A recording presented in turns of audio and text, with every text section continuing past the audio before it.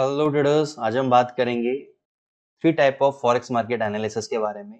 जब भी हम फॉरेक्स मार्केट का एनालिसिस करना चाहते हैं तो हमें तीन टाइप के एनालिसिस के बारे में पता होना बहुत जरूरी है। विदाउट इसके परफॉर्म किए हुए हम मार्केट में एक अच्छे ट्रेड्स रिजल्ट्स नहीं अचीव कर सकते। तो सबसे पहले जैसे कि आप देखेंगे यहाँ पे आपके सामने एक टेबल है। उस टेबल का नाम हमने दिया है मार्केट एनालिसिस। इसके तीन लेग्स हैं, टेक्निकल, फंडामेंटल, सेंटिमेंटल। अगर मैं किसी भी एक लेग को ब्रेक कर दूं तो ये टेबल सस्टेन नहीं कर पाएगी। वैसे ही फॉरेक्स मार्केट के अंदर अगर हमें पूरे टेबल को सस्टेन करना है, यानी पूरे फॉरेक्स मार्केट के अंदर अगर हमें अच्छे रिजल्ट्स लाने हैं तो किसी भी हम एक एनालिसिस को इग्नोर नहीं कर सकते। There has always been a constant debate as to which analysis is better. But to tell you the truth, you need to know all three. It's kind of like standing on a three-legged stool. If one of the leg is weak, the stool will break under your weight and you will fall flat on your face. The same holds true in trading. If your analysis on any one of three type of analysis is weak and you ignore it, then there is a good chance that it will cause you to lose out on your trade. यानी अगर किसी भी एक analysis पे आपकी पकड़ कमजोर है तो there is a high probability कि आप सक्सेसफुल ट्रेडर नहीं बन पाओगे और आप लॉस में ही रहोगे। सबसे पहले जो हमारा एनालिसिस आता है वो आता है technical analysis. Technical analysis is the framework in which traders study price movement. The theory is that a person can look at historical price movement and determine the current trading condition and potential price movement.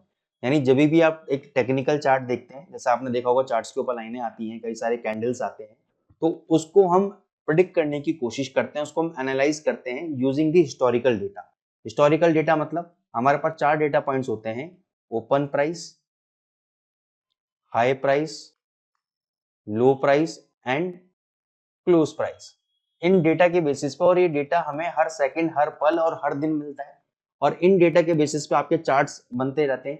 तो इन data के basis पे हम ये analysis करते हैं कि current level से price ऊपर जाएंगे या नीचे जाएंगे। देखो 100% कोई भी नहीं बता सकता, लेकिन एक प्रोबेबिलिटी होती है, क्योंकि ये प्रोबेबिलिटी का गेम है, संभावनाओं का गेम है। तो हम इस डेटा के बेसिस पे ये पता लगा सकते हैं कि मार्केट का जो सेंटीमेंट है, या जो बायर ज्यादा है, सेलर ज्यादा है, वो किस तरफ लेके जाना चाहते हैं प्राइजेस को, उसका आइडिया हम टेक्निकल एनालिसिस के माध्यम से लगाते हैं। तो someone who uses technical analysis is called technical analyst. उसको हम टेक्निकल ट्रेडर भी बोलते हैं। और इसके कुछ अजम्पशंस होते हैं। तो पहला अजम्पशन क्या है? The main evidence for using technical analysis that theoretically all current market information is reflected in the prices. Technical analyst believe करते हैं it's all in the charts. देखो क्या होता है, बाजार में जब भी बाइंग आनी होती है तो सबसे पहले बाइंग कौन लेकर आएगा? मैं और आप कितनी भी कोशिश कर ले, हम कैंडल को बुलिश नहीं बना सकते, हम तेजी नहीं बना सकते। तेजी कौन बनाएगा मार्केट के अंदर? जब वॉल्यूम आएगा, जब भयंकर वॉल्यूम आएगा, बिलियन ट्रिलियंस में वॉल्यूम आएगा। ये वॉल्यूम कौन लाएगा? ये स्मार्ट प्लेयर्स लाएंगे। स्मार्ट प्लेयर कौन? बड़े बड़े banks, financial institutions, portfolio managers, hedge fund manager. जब ये लोग बाइंग करेंगे किसी करेंसी के अंदर तो ऑब्वियस सी बात है कैंडल ऊपर जाएगा। तो हमें चार्ट में समझ में आ जाएगा कि some activity is going on, यानी कोई ना कोई मार्केट में बड़ा प्लेयर ने कदम रखा है, तभी मार्केट के अंदर एक उथल पुथल हुई है, और तभी मार्केट के अंदर एक अच्छा खासा कैंडल ऊपर की तरफ जा रहा है, बाइंग हो रही है। तो इसका मतलब क्या है? लेकिन अब वो बाइंग किस बेसिस पे हो रही है, ना आपको पता है ना मुझे पता है। ये किसको पता है? जिसने बाइंग किया उसको पता है। तो हमें ये पता करने की जरूरत भी नहीं है। टेक्निकल एनालिस्ट बोलता है कि भाई हमें पता करने की जरूरत भी नहीं है कि सामने वाले के पास सेंटिमेंट क्या इन्फॉर्मेशन है या फंडामेंटली क्या इन्फॉर्मेशन है। अगर वो बाइंग कर रहा है और क्वांटिटी में बाइंग कर रहा है तो डेफिनेटली इसमें कोई ना कोई कहानी होगी, स्टोरी होगी। तो टेक्निकल एनालिसिस कहता है कि simply means all the known fundamental information is price into the current market price. यानी जितने भी इन्फॉर्मेशन थी जिसके बेसिस पर उस स्मार्ट प्लेयर ने बाय किया था, वो सारी की सारी प्राइस के अंदर रिफ्लेक्ट हो रही है। तो if price reflect all the information that is out there, then price action is the only thing you would really need to know. तो कहता है आपको फंडामेंटल सीखने की जरूरत नहीं है, आपको सेंटीमेंट जानने की जरूरत नहीं है, और आप केवल टेक्निकल को पढ़ना सीख लो तो आपको पता लग जाएगा कि क्या न्यूज है क्या नहीं है।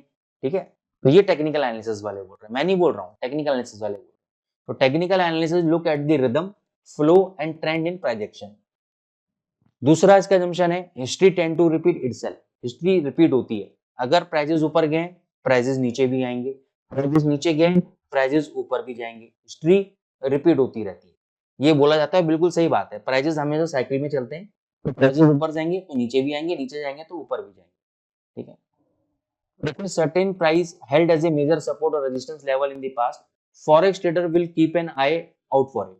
यानी मान के चलो कि पहले के समय में कोई सपोर्ट लेवल था, फिर सपोर्ट लेवल से प्राइस बाउंस लेके ऊपर गया, ठीक है, यानी वो लेवल इंपॉर्टेंट है। तो अगर फ्यूचर में उसी लेवल पर प्राइस आएंगे तो history tend to repeat itself, यानी ये एक्सपेक्टेशन है कि प्राइस वापस उसी लेवल पे सपोर्ट लेगा और ऊपर जा सकता है। ये प्रोबेबिलिटी है, 100% नहीं है, ये प्रोबेबिलिटी है, ठीक है। तो technical analysis not so much about prediction, it is all about the probability. फिर आता है फंडामेंटल एनालिसिस। फंडामेंटल एनालिसिस को हम 3-4 तरीके से देख सकते हैं। सोशल पॉइंट ऑफ व्यू से देख सकते हैं, पॉलिटिकल पॉइंट ऑफ व्यू से देख सकते हैं। अच्छा, आजकल तो अपना वो भी चल रहा है, जियो पॉलिटिकल वॉर हो गया जैसे कि। अब फंडामेंटल एनालिसिस को हम 2 भागों में बांट देते हैं। एक होता है आपका इनर एनालिसिस, जिसको हम बोलते हैं माइक्रो एनालिसिस। एक होता है मैक्रो एनालिसिस। तो माइक्रो के अंदर मैं क्या क्या डाल रहा हूं, जैसे कि हमारे कंट्री के इंटरनल मैटर्स, अनएम्प्लॉयमेंट, अगर किसी भी कंट्री का एम्प्लॉयमेंट लेवल अच्छा नहीं है तो उसकी कंट्री की करेंसी वीक हो सकती है। जीडीपी हो गया, रिटेल सेल्स हो गया, इन्फ्लेशन यानी महंगाई दर हो गया, ये माइक्रो मैटर्स है। मैक्रो जियो political tension, Russia Ukraine war हो गया, चाइना अमेरिका का ट्रेड वॉर हो गया, अब टैरिफ का चल रहा है। और आजकल तो ट्विटर एक बहुत बढ़िया साधन बन गया है।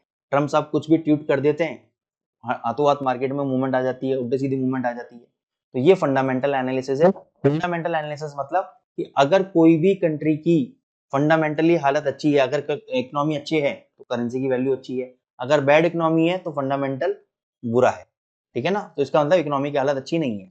अब आता है सेंटिमेंट एनालिसिस। सेंटिमेंट एनालिसिस का मतलब क्या होता है कि मेरे सेंटिमेंट मार्केट को लेकर क्या है, मैं बुलिश हूं या बेरिश हूं, उसको किसको क्या फर्क पड़ता है, किसी को कोई फर्क नहीं पड़ता।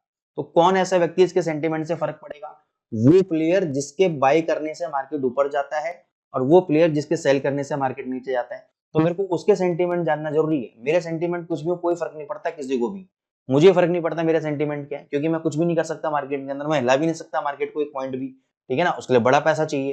तो मैं किसकी तरफ देखूंगा, मैं ब्लैक रॉक की तरफ देखूंगा, मैं जेपी मॉर्गन की तरफ देखूंगा, एचएसबीसी बैंक की तरफ देखूंगा, एबीएनसी बैंक की तरफ देखूंगा मैं। तो ये जो बड़े बड़े प्लेयर्स हैं, ये जब पोजीशन मार्केट में बनाते हैं तो ये क्या बना रहे हैं, उनका सेंटीमेंट क्या है, बुलिश है या बेयरिश है।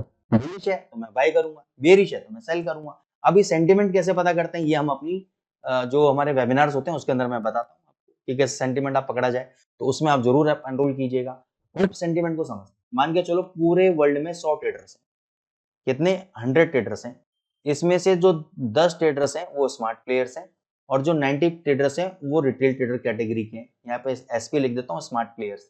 अब अगर इन 10 ट्रेडर्स ने यूरो यूएसडी को लॉन्ग किया हुआ है यानी बाय किया हुआ है, तो आप बताओ, अगर मेरे को ये बात पता लग जाए कि ये यूरो यूएसडी 10 लोगों ने बाय किया हुआ है, तो मैं बाय करूंगा या सेल करूंगा? ऑब्वियस सी बात है सर, मैं बाय करूंगा, क्योंकि मैं स्मार्ट प्लेयर के साथ जानना चाहूंगा, क्योंकि स्मार्ट प्लेयर हमेशा सही होता है।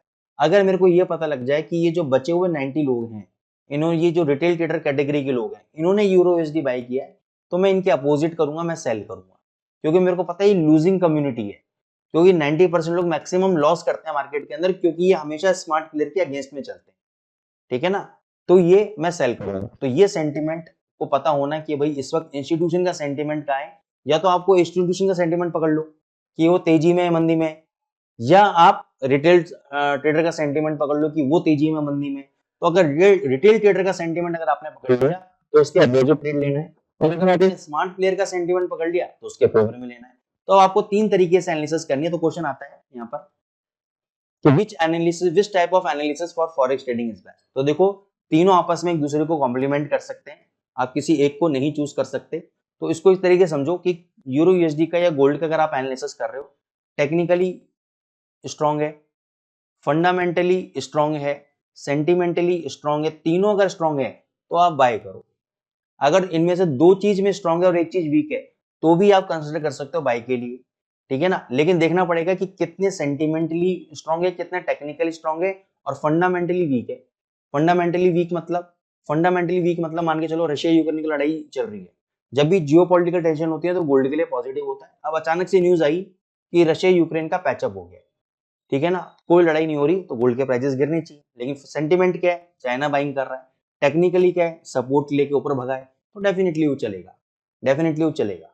ठीक है ना। तो ये टाइप की एनालिसिस आपको जब करेंगे तो आपको पता रहेगा कि मार्केट में मेरे को क्या एक्शन लेना है। तो 3 टाइप की एनालिसिस होती हैं दोस्तों, जो आपको मार्केट में हमेशा पढ़ना चाहिए, इनके बारे में एनालिसिस करनी चाहिए, तब फाइनली आपको ट्रेड लेना चाहिए। तो आज आपको अगर कुछ नया सीखने को मिला है तो मैं आपको रिक्वेस्ट करूंगा कि आप हमारे एक्सएम चैनल को लाइक करें, सब्सक्राइब करें और हमारे वेबिनार्स में भी आप जरूर ज्वाइन करें। Thank you so much.